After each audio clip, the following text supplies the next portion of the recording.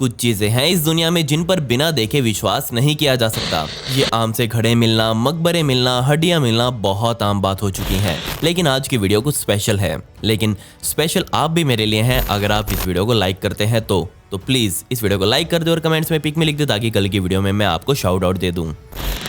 Peru में पड़ा ये पत्थर जिसका नाम सैवट स्टोन है और जो हमें इसके बारे में पता है वो सिर्फ सुना सुनाया है। हम ये मानते हैं कि इसे इंका लोगों ने बनाया था, लेकिन इसका कोई पक्का सबूत नहीं है। हम ये भी मानते हैं कि ये हजारों सालों पहले सिंचाई सिस्टम का मॉडल था, लेकिन इसके बारे में भी कुछ पक्का नहीं पता।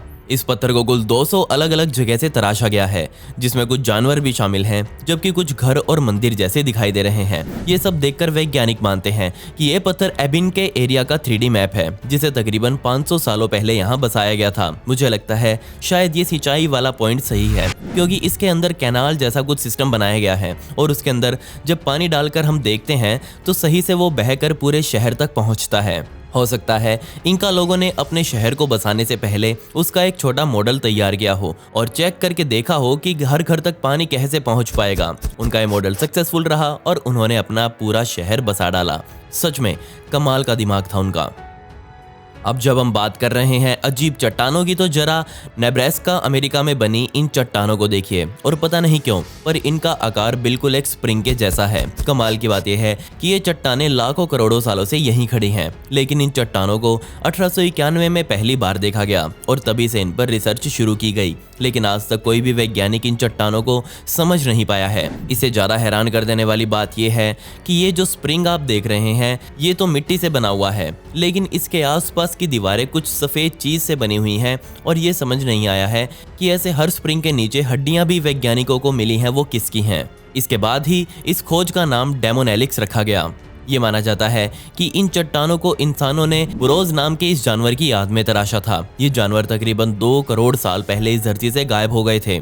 लेकिन अब सवाल यह है कि शुरुआती इंसान ही कुछ लाख साल पहले धरती पर आए थे, तो उनको इस जानवर के बारे में कैसे पता चला? ये सिर्फ एक मान्यता है जो लोग मानते आए हैं। असल सच इसका किसी को नहीं पता। इससे बड़ा सवाल यह है कि इन कठोर चट्टानों को तराशा कैसे गया होगा, वो भी इतनी परफेक्ट शेप में।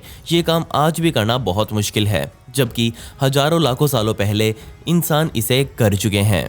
अगर आपने स्टारगेट नाम का ये साइंस फिक्शन टीवी शो देखा हो तो आप इस अगली खोज के बारे में जल्दी समझ जाएंगे, क्योंकि ये चीज़ बिल्कुल उस डायल होम डिवाइस के जैसी लगती है जो उस शो में दिखाई गई थी। लेकिन फ़र्क बस ये है कि इसे सैकड़ों सालों पहले बनाया गया था और ये चीज़ कहीं और नहीं बल्कि हमारे भारत के ही कर्नाटक राज्य के साहर सेलिंग में बनी हुई है। अगर आप इसे देखेंगे तो आप ये सोचेंगे कि ये तो बहुत सारे शिवलिंग हैं, जो कि हो भी सकते हैं, लेकिन आज तक कोई ये नहीं पता लगा पाया कि इन शिवलिंगों को यहाँ तराशा किसने था और इससे भी बड़ी बात, इनका यहाँ मकसद क्या था। इन्हें तराशा गया और तराशने के बाद सदियों तक लोग इन्हें भूल गए। ये तो अब एकदम से सामने आ गए जब सरकार ने यहाँ का पानी सुखाने का सोचा। ये पानी के कई फुट नीचे दबे हुए थे। अब कमाल की बात यह है कि कुछ पत्थरों पर कोड भाषा में कुछ लिखा हुआ था। शायद ये कोड भाषा हमें बता सके कि इन शिवलिंग का मकसद क्या है, लेकिन बदकिस्मती से पानी यहाँ अपना काम कर चुका है, क्योंकि सदियों तक उसके नीचे दबे रहने की वजह से वो कोड भाषा अब घिस चुकी है। इससे परे हटकर वैज्ञानिक इस बात से परेशान है कि इन पत्थरों की कटाई किसी आधुनिक तकनीक से की गई है, जिससे हम आज करते हैं। तो तकरीबन 600-700 साल पहले उन लोगों के पास ऐसी कौन सी मशीनें थी जिससे उन्होंने इन पत्थरों पर सटीक कारीगरी करी? दुनिया भर के वैज्ञानिक यहाँ पर अपना सर खपा चुके हैं, लेकिन कोई समझ नहीं पाया। अब जिस चीज़ के बारे में मैं बात करने वाला हूँ वो शुरुआत से ही विवादों का हिस्सा रही है, क्योंकि ये चीज़ एक मोबाइल फ़ोन की तरह दिखती है और जब आप इसे देखेंगे तो आपके दिमाग में भी सबसे पहले एक मोबाइल फ़ोन ही आएगा। बेशक ये कोई मोबाइल फ़ोन नहीं है, क्योंकि ये चीज़ पूरे 800 साल पुरानी है और उस समय के लोगों के दिमाग में मोबाइल फ़ोन जैसा कुछ हो भी नहीं सकता था। तो इतने सटीक टेलीफोन का डिज़ाइन उनके दिमाग में कैसे आया? इस कमाल की चीज़ को ऑस्ट्रिया के साल्जबर्ग शहर में एक कब्र की खुदाई के दौरान ढूंढा गया। ये बिल्कुल वैसा फ़ोन था जैसा नोकिया द्वारा डिज़ाइन दुनिया के सामने शुरुआत में रखा गया था, जिसके बाद आईफोन और टच स्क्रीन दुनिया में आए। खैर ये चीज़ पूरी तरह क्ले से बनी हुई है, जबकि इसके अंदर मौजूद बटन्स पर सुमेरियन लोगों ने अपने निशान बनाए हुए हैं। ये एक तरह की राइटिंग थी जिसे लोग हजारों सालों से इस्तेमाल करते आ रहे थे। कुछ लोग इसे एक आधुनिक जमाने में बनाई गई फेक डिस्कवरी बताते हैं, लेकिन हो सकता है कि हम इसे समझने में कहीं ना कहीं गलती कर रहे हों, क्योंकि इसके अंदर काफ़ी कुछ चीज़ें राइटिंग में लिखी हुई हैं जिसके बारे में हमने सोचा ही नहीं, क्योंकि ये चीज़ ही ऐसी है जिसे देखते ही हमारे दिमाग में फ़ोन का डिज़ाइन आ जाता है। और हम ये सोच ही नहीं पाते कि ये फोन से हटकर भी कुछ और हो सकता है। खैर ये बात सच भी है कि क्ले से बना हुआ फोन कॉल तो बिल्कुल नहीं कर सकता। तो अब सवाल ये था कि इसे इस्तेमाल कैसे किया जाता था और क्यों किया जाता था, और सबसे बड़ा सवाल कौन किया करते थे। क्या आप इसका जवाब दे सकते हैं? हम आज रात के समय आसमान को देखकर जितने हैरान होते हैं, हमारे पूर्वज उससे भी कहीं ज्यादा हैरान होते थे, क्योंकि उनके पास टाइम पास करने का तरीका ही यही था। आसमान को देखते रहो। उस समय उनके पास कोई शक्तिशाली टेलीस्कोप वगैरह भी नहीं हुआ करते थे जिससे वो अंतरिक्ष को और पास से देख सके। लेकिन तब सामने आया आर्मिलरी स्फीयर। ये कमाल की चीज इतनी पुरानी है कि हम आज तक ये भी पता नहीं लगा पाए कि इसे कब और किसने बनाया था, लेकिन ये माना जाता है कि एक ग्रीक फिलोसोफर द्वारा इसे डिजाइन किया गया था और इसका सबसे पहला प्रोटोटाइप 2500 साल पहले दुनिया के सामने आया।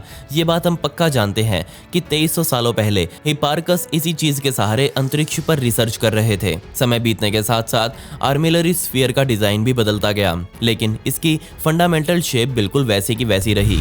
इसके बीच में आप एक ग्लोब देख सकते हैं जिसके चारों ओर बहुत सारी रिंग्स बनी हुई हैं और इन्हीं रिंग्स पर सिलेस्टियल ऑब्जेक्ट्स का रास्ता भी अंतरिक्ष को समझकर बना रखा है।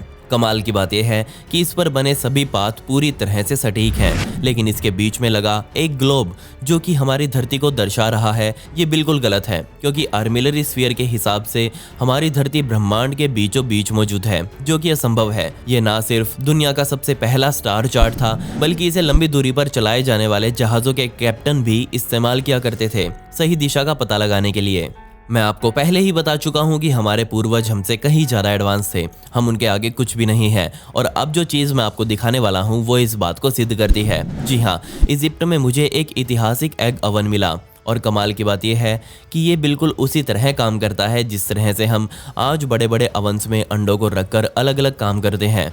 जब वैज्ञानिकों ने इस पर रेडियो कार्बन डेटिंग टेस्ट किया तो ये सामने आया कि ये अवन पूरे 2000 साल पुराना है। और हैरानी वाली बात यह है कि ये अवन आज भी इजिप्ट में इस्तेमाल किया जाता है। इस अवन का मकसद सिर्फ एक है, कई सारे अंडों को एक साथ हैच करना। इस अवन का इस्तेमाल मेरे ख्याल से दुनिया का सबसे शुरुआती पोल्ट्री फार्म में किया गया होगा। आज भी पूरी दुनिया ये मानती है कि पुराने इजिप्ट के लोगों के पास इंक्यूबेशन प्रोसेस की सबसे ज्यादा जानकारी मौजूद थी और उन्होंने उसी जानकारी के आधार पर ये अवन तैयार किया। इस अवन को देखकर वहाँ और भी कई ऐसे अवन बनाए गए। अगर आप कभी इजिप्ट में जाएंगे तो वहाँ के गाँव में ऐसे अवन आपको देखने को मिल जाएंगे। लोग खुशी से आपको ये भी बता देंगे कि ये अवन अंदर से कैसा दिखता है, लेकिन वो कभी ये नहीं बताएंगे कि ये काम कैसे करता है और उन्होंने इसे कैसे बनाया। ये अवन इतने बड़े बड़े हैं कि इनमें एक समय पर 4000 अंडों को एक साथ रखा जा सकता है। इसके अलावा इनके साइड में एक कमरा बना होता है जिसमें यहाँ काम करने वाला बंदा रेस्ट कर सकता है।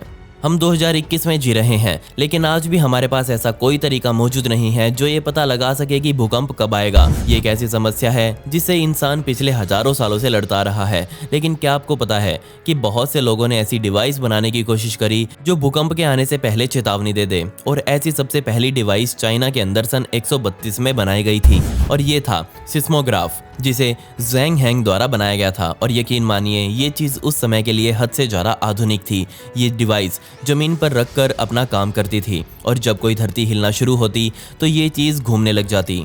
इस सिस्मोग्राफ के अंदर एक पेंडुलम लगा होता था जो कांपने लग जाता था, और अगर झटका ज़्यादा तेज हो तो ये डिवाइस या फिर इसके अंदर लगे ऑर्नेट से एक बॉल निकलकर नीचे गिर जाती थी। इससे ना सिर्फ भूकंप के आने का पता लग जाता था, बल्कि ये भी पता लग जाता था कि भूकंप कौन सी दिशा से आया है और वो कितना शक्तिशाली था। मुझे समझ नहीं आ रहा कि यहाँ मुझे शर्मिंदा होना चाहिए या फिर खुश, क्योंकि तकरीबन 2000 साल पहले इंसानों ने ऐसी टेक्निक ईजाद कर ली थी, जबकि हम आज तक इसके बारे में या फिर ऐसी कोई डिवाइस नहीं बना पाए हैं जो भूकंप का पहले ही पता लगा सके। पिछली वीडियो का शाउट आउट पंक शिनादो को and comment pick me to get a shout out in next video. आपको ये वीडियो कैसी लगी कमेंट्स में वो भी बता दें। मिलते हैं अगली वीडियो में। ये वीडियो देखने के लिए धन्यवाद।